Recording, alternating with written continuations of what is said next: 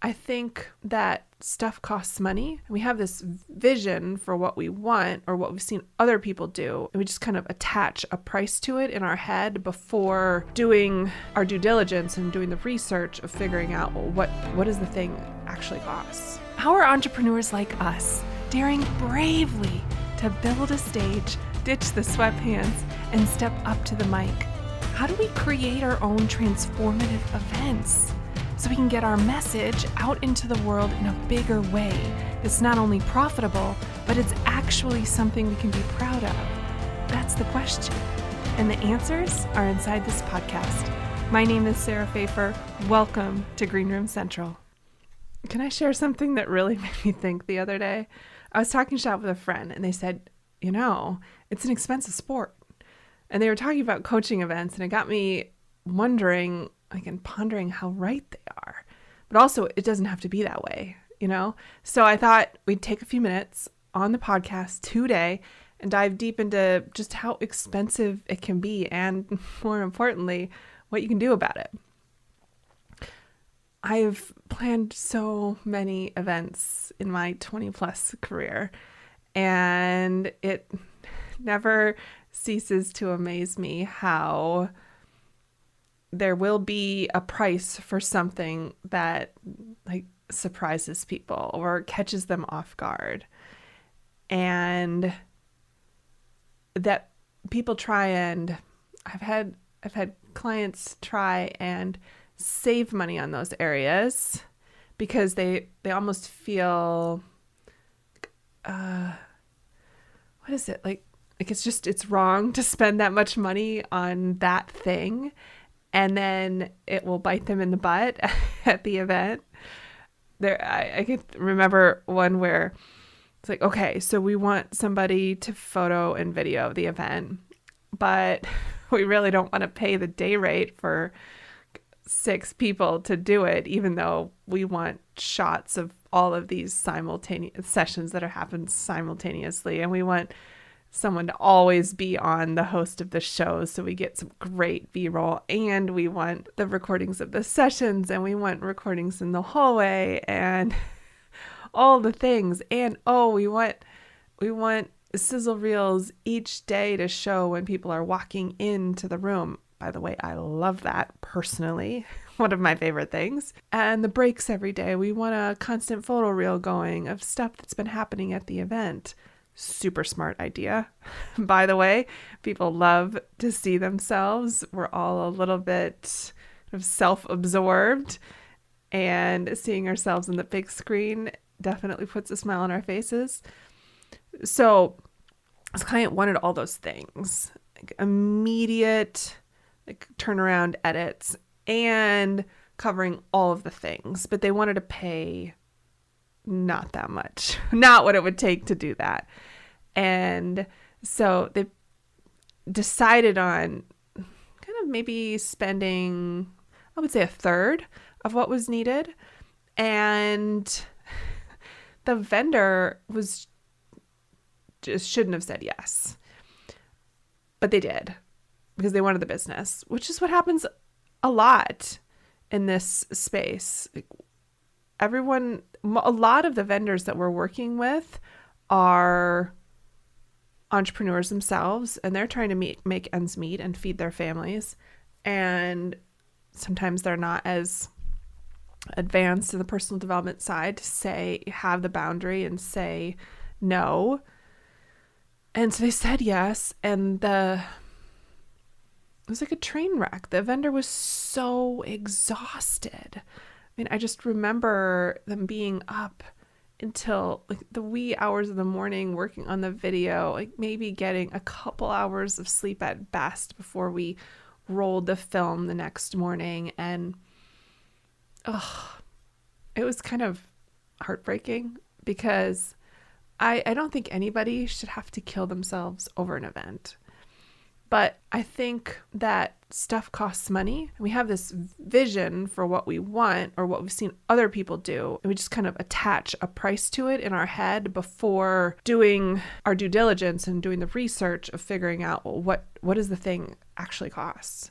And Also, I think we do ourselves a disservice sometimes as clients of not knowing exactly what we want. And so then when we tell a potential vendor, we're just going to use like photo video as an example. Like, oh yeah, I just want you to get some great B-roll of my event. But what we actually want, if we dug deeper, was, what I described earlier, was just two vastly different outputs. And yes, we do need to work with pro team vendors who are able to ask us all those questions to get that information out of us. And sometimes we can still hold back because we haven't fully fleshed out our vision. Okay. Before we dive into more specifics, I will get off what feels like a soapbox for a moment here.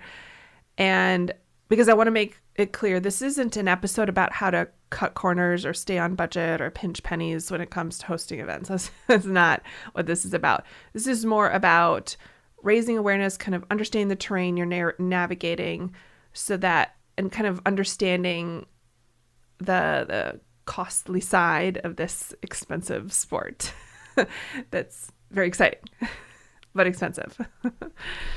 So here's what I thought we'd talk about. First, what makes coaching events expensive? Second, how we can play to win. Third, how we can avoid expensive mistakes or oversights. And then just a few kind of parting tips on profitable, sustainable, scalable event hosting, which is my favorite thing to talk about. So first, what makes coaching events so expensive? Well, what I like to do inside of Live Event Academy, we've talked about this in the podcast before, is have a list of all the categories of spend.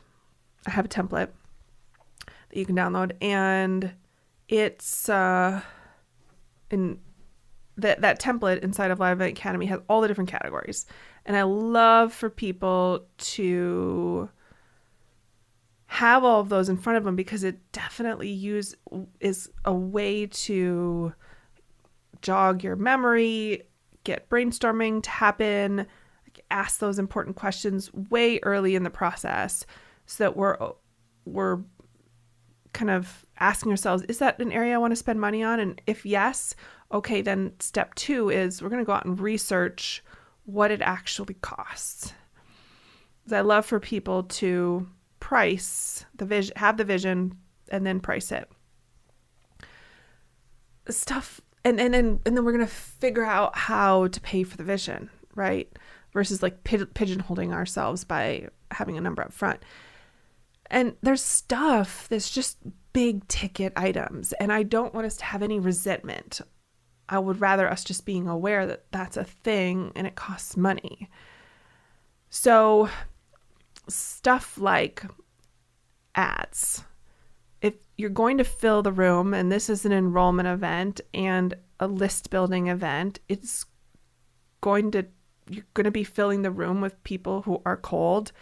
Well, it's going to cost a certain amount. Wouldn't it behoove you to go to a Facebook ad specialist, tell them what you want, and ask to brainstorm on what do you think that, or could we do a test that could help us understand what would it cost per lead so that we can put that amount in the budget and back into, okay, yeah, we do want a room filled with 2,000 people. Then what does that look like?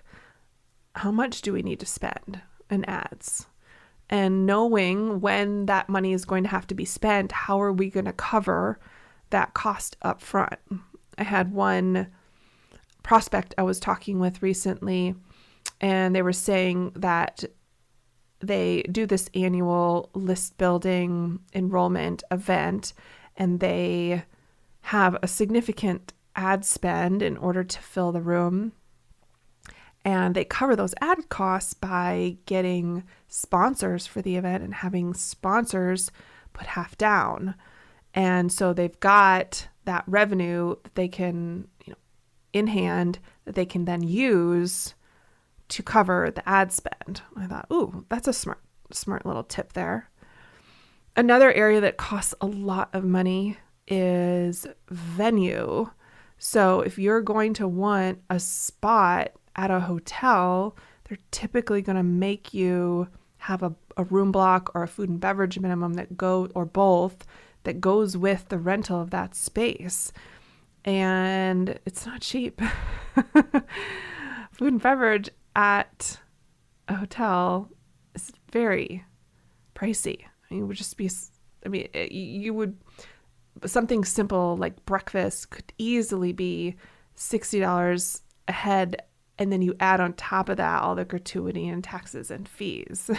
I think that stuff costs money. We have this vision for what we want or what we've seen other people do. And we just kind of attach a price to it in our head before doing our due diligence and doing the research of figuring out, well, what does the thing actually cost? How are entrepreneurs like us daring bravely to build a stage, ditch the sweatpants, and step up to the mic? How do we create our own transformative events so we can get our message out into the world in a bigger way that's not only profitable, but it's actually something we can be proud of? So they've decided on kind of maybe spending, I would say, a third of what was needed. And the vendor shouldn't have said yes, but they did, because they wanted the business, which is what happens a lot in this space. A lot of the vendors that we're working with are entrepreneurs themselves, and they're trying to make ends meet and feed their families. And sometimes they're not as advanced in the personal development side to have the boundary and say no. And so they said yes, and it was like a train wreck. The vendor was so exhausted. I just remember them being up until like the wee hours of the morning working on the video, like maybe getting a couple hours of sleep at best before we rolled the film the next morning. And it was kind of heartbreaking, because I don't think anybody should have to kill themselves over an event. But I think that stuff costs money. We have this vision for what we want or what we've seen other people do. And we just kind of attach a price to it in our head before doing our due diligence and doing the research of figuring out, well, what does the thing actually cost? And also, I think we do ourselves a disservice sometimes as clients of not knowing exactly what we want. And so then when we tell a potential, like, I have to have that. We must have that at our event. And I think if I had to put my finger on it, it's the cumulative effect of all the things. But yes, the big ticket stuff like a hotel or technology or ad spend really does get people. And I think because the numbers are so big, I think people have a tendency to pour hate on them and think, well, I'll just have to cut corners. Or like that example I was talking about earlier about hiring a videographer, photographer team and wanting to capture all of this footage and have turnarounds. Well,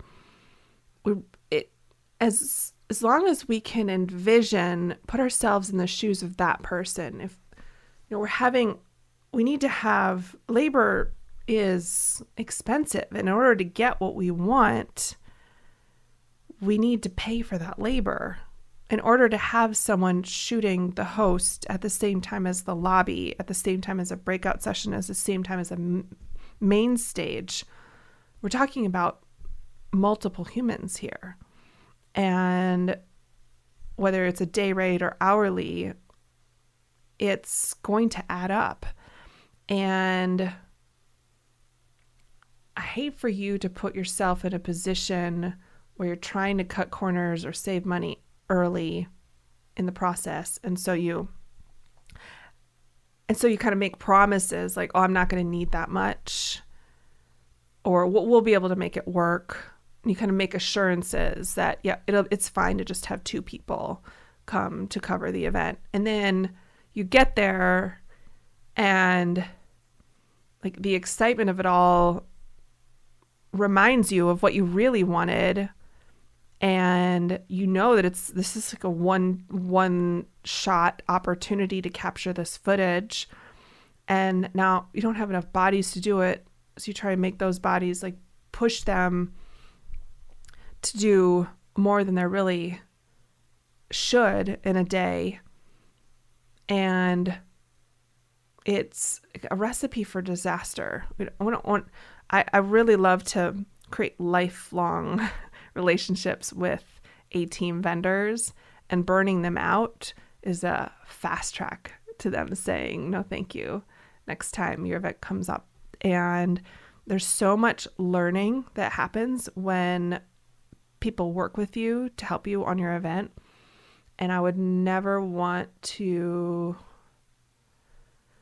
have that be a sunk cost. You have to do it again because you have to get another vendor who's going to put up with your stuff. You follow? Okay, that's kind of some stuff that's expensive. Now, taking another angle on this, playing to win. So I touched on this a little bit, but I think when you keep a budget, when you do your work of researching in advance and knowing what those dollars are buying you, and having vendors be really clear with you, or you getting really clear with you on what you want so that you can properly explain your needs to your team and your vendors so that they can give you an accurate proposal. That is a position that's like coming at this from a position of playing to win. I mean, yes, there's lots of ways to reduce costs without compromising the quality of the events. But that's really not what this conversation is about. It's more like, I want you to be so clear on what you want so that you can tell people what it is, so they can give you the price and the support that you need to make it happen. And segues us nicely into number 3, which is avoiding expensive mistakes or oversights. And I think, again, that whole example of video and photography is like perfect, because if you're going to, surprise at the event, tell your very good-natured, well-meaning photographer that you're going to want an immediate turnaround and photo reels for every break and every walk-in, and you didn't let them know that in advance, it's either going to cost you more, or it's going to cost you them leaving you and you needing to now refine someone for the next one. Or it's going to put them in a position where they're going to be so exhausted that they then perhaps make mistakes on your event while things are live. We never want that. So I think the best advice I can give you is be clear on the vision. Know what it is that you want so that you can buy what you need and be fully supported. Now, let's go into the fourth piece here, which is kind of profitable, sustainable, scalable event hosting. My favorite thing. I think that when we build systems and processes, it allows us to put on events in a more repeatable way, and make investments in the areas that mean the most to us. I think I've told you this story from my wedding where we couldn't afford everything that we wanted, but we could afford to splurge on one thing. And so we went through and prioritized what meant the most to us, and that was guest experience. And so we landed on what would make guest experience a home run. Well, for us, that was entertainment and beverages. We were in our 20s, of course. Well, so we wanted an open bar. We wanted to invest in that, and we wanted to invest in an amazing band. So we had, 15-piece big band play at our wedding. It was so fun. And it really set the tone and the vibe and created an amazing guest experience for the reception. And I tell you that because when you're able to be so clear on what your vision is, and you price the vision, and you're able to see what that is and feel out like, okay, well, I know we could charge this much or guests. I know that we can get this much from sponsorships. I know, the whole vision's going to cost this, and I anticipate we're going to convert this many on the offer. It allows you to make really informed decisions about other fun things that you can add, or investing in specific pieces, like my wedding example, where you're going to spend a little bit more. Invest in those areas that mean the most to you. Or when you're tracking all of your numbers, you're able to do things like that example I shared with you earlier, where that business owner said they go after their sponsors first because it pays for their ads, and then they can fill the room. And then the VIP sales pay for their upfront event costs. And so we're able to make strategic decisions like that when we know what we want and we know our numbers, and it makes things feel so much lighter and less high pressure. Because it is an expensive sport, but we can go into it knowing when we have more information, we don't have to come at it from, yes, it's an expensive sport and we have resentment about it. It's an expensive sport and I'm so excited to play it. Do you see that shift? Another tip, and I happen to think this is like the best one, so listen up, is like offer alignment, ascension model kind of stuff. So a cold audience enrollment event is not the best spot to sell your $20,000 mastermind.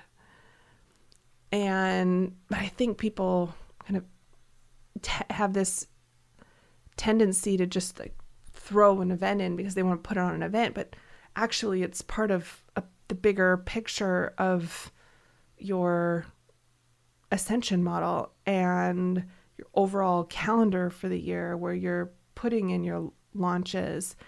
And when we can align, like, oh yeah, this is a cold audience enrollment event. It makes the most sense to sell this. And then we do another event that's for our now warm audience. And now that feels like the right spot to sell the high ticket mastermind. So I think kind of organizing our thoughts around, okay, what's the purpose of the event and what makes the most sense to sell? It can help open up kind of our success, our like increased conversions, which then makes it feel like less of an expensive sport. It makes when we get things in line, it makes it so that the expensive sport no longer feels expensive because we know that it's making us so much on the back end. But we have to kind of get our ducks in a row in order for that to work. Okay, I think that we should wrap it there. I hope that you're leaving today with a better understanding of why coaching events can be expensive, and more importantly, how you can take control of the costs, whether it's planning, budgeting, or avoiding pitfalls. We've got tools in our tool belts now, right?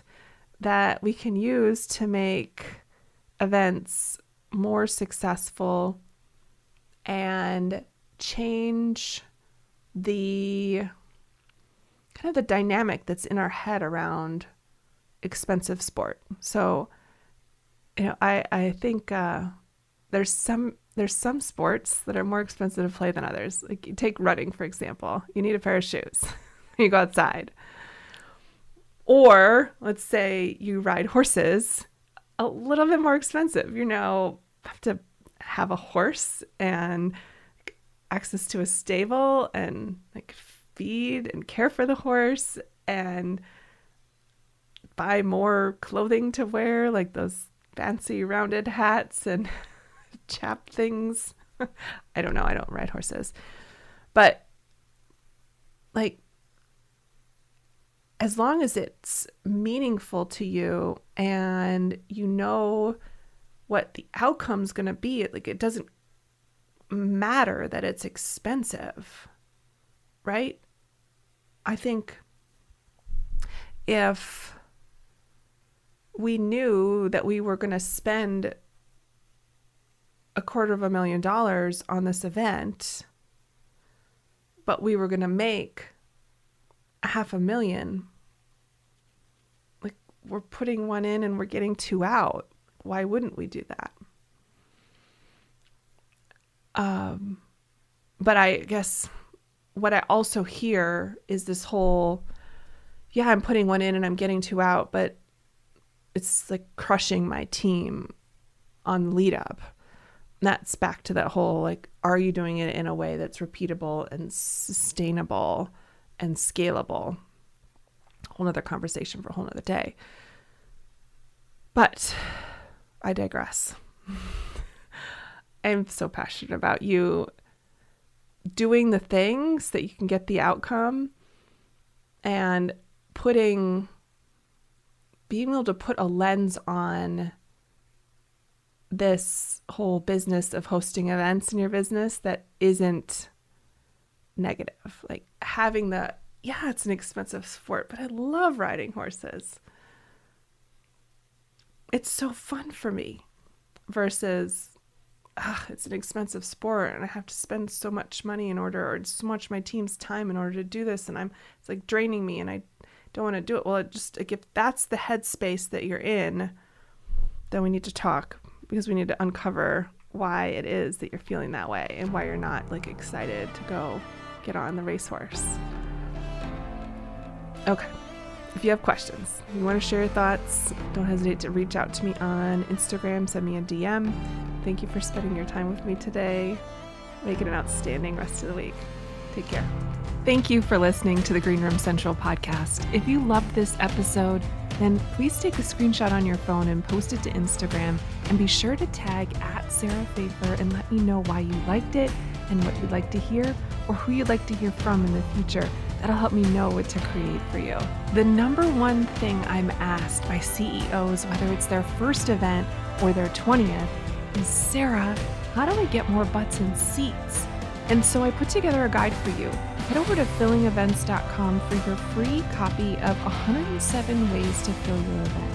I want to help you quickly master event marketing and fill your events, even if you've never done it before. I've scoured the online business world and found 107 of my favorite strategies working right now to fill your next in-person or virtual event. Create the event promotion plan you need from these easy-to-implement, customizable strategies for free over at fillingevents.com. I appreciate your commitment to leveling up and learning the mindset and strategy of live events. keep going, keep learning. If you want more, head over to greenroomcentral.com for show notes and all the links from today's episode.